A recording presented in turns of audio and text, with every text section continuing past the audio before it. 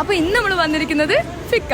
നമ്മുടെ വടകരയിൽ കിടിലം ആംബിയൻസും കിടിലം ഫുഡും കിട്ടുന്ന ഒരു സ്പോട്ടാണ് കേട്ടോ ഫിക്ക.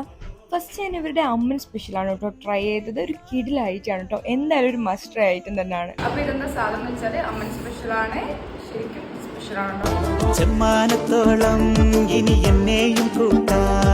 അറേബ്യൻ ഡ്രീം ആണ് കേട്ടോ ടേസ്റ്റ്.